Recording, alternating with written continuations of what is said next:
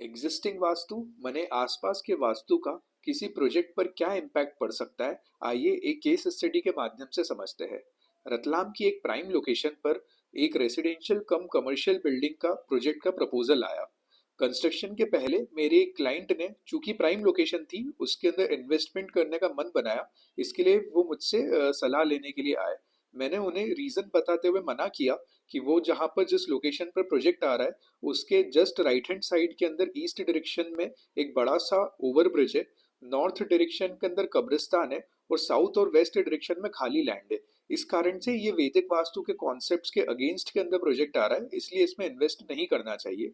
अब चूंकि वो प्राइम लोकेशन थी, तो जब प्रोजेक्ट लॉन्च हुआ तब वो बहुत जल्दी से बुक भी हो गया। और जो उस प्रोजेक्ट के कंस्ट्रक्शन में बिल्डर इन्वॉल्व था, उन्होंने भी बड़ी स्पीड से उस प्रोजेक्ट का कंस्ट्रक्शन किया। तब मेरे क्लाइंट को जिज्ञासा आई कि सर, आपने मना किया था बट फिर भी इसमें तो काफ़ी लोगों ने इंटरेस्ट भी दिखाया एंड प्रोजेक्ट भी काफ़ी जल्दी से एग्जीक्यूट भी हो रहा है। तब मैंने उनसे कहा था कि वैदिक वास्तु के कॉन्सेप्ट्स कभी गलत नहीं हो सकते। हम किसी का बुरा नहीं चाह रहे, लेकिन कॉन्सेप्ट्स के अगेंस्ट के अंदर वो प्रोजेक्ट जा रहा है। और जैसे ही वो कंस्ट्रक्शन कंप्लीट हुआ, उसके बाद से वो प्रोजेक्ट सरकारी बाधाओं के बीच के अंदर घिर गया। जैसी कंस्ट्रक्शन होने के बाद के अंदर कंटिन्यू उसके अंदर कुछ ना कुछ कोर्ट कचहरी के मामले चल रहे थे। अब चूंकि ईस्ट के अंदर इतना बड़ा ओवर ब्रिज था, इतना हेवी ओवर ब्रिज था, तो सरकारी बाधाएं तो आनी ही थी। सिमिलरली नॉर्थ के अंदर कब्रिस्तान का दोष था।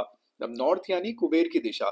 तो कंस्ट्रक्शन तो काफी स्पीड से हुआ, लेकिन वो इसीलिए हुआ क्योंकि कुबेर की दिशा में दोष है, तो रुपया पैसा तो फंसना ही है। तो जो करोड़ों रुपए व्यक्ति ने कंस्ट्रक्शन के अंदर लगाए, वो व्यक्ति के रुपए अटक गए। जिन्होंने उस प्रॉपर्टी के अंदर इन्वेस्ट किया, फ्लैट्स परचेज करके या कमर्शियल स्पेसेस परचेज करके, उनके रुपये भी अटक गए। और चूंकि साउथ और वेस्ट खाली था, तो स्टेबिलिटी भी उस प्रोजेक्ट के अंदर कभी नहीं आ पाई।